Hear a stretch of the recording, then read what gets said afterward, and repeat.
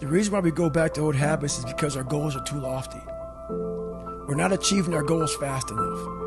So what happens is, you know what? Oh man, we're very impatient nowadays. For me, it was good. I didn't have a phone. I was out of this world by myself. It was a race against David Goggins. It wasn't a race against, God, I want to look good for this person or that person. It was me. I got to change myself.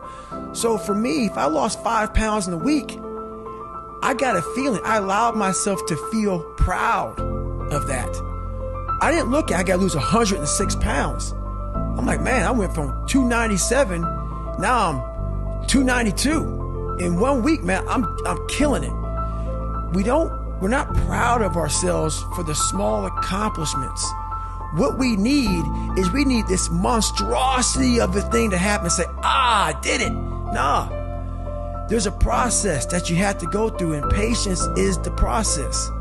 And if we don't have patience, after a week, I haven't lost 30 pounds, man, I'm done. I'm over it. So that's what I found out with people, man. They're not patient enough to realize and to enjoy the moment, not live in it, just enjoy it. There's no finish line in life, but enjoy that moment. Roger that, man. I lost 5. Let me go 10 next week. So that's the whole thing about it. That's how people lose it.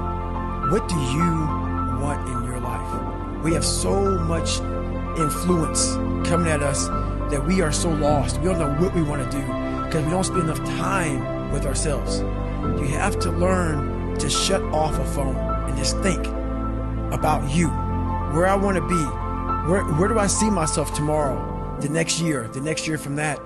And it takes a lot of self-discipline to be able to do that nowadays, because you want to be so attached to everything. You want to be so caught up with the world. The world's moving too fast.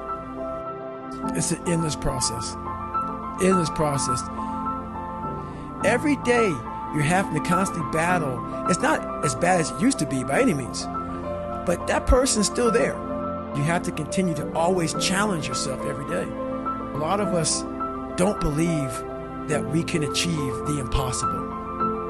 I discovered something that some people have, but they don't even know. All of us have it. I have a learning disability. Okay, but I'm catching up with everybody. I figured that out.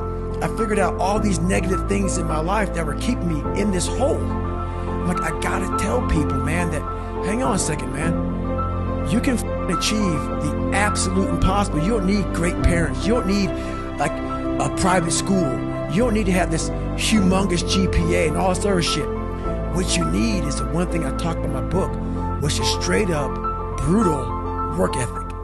You have to be willing to outwork everybody in the world. And that's the hard part. That's the hard part. This isn't like some 5-step process where if you do these 5 steps, you're going to end up with this magical world. Nah. I'm basically teaching you how to callous over your victim's mentality.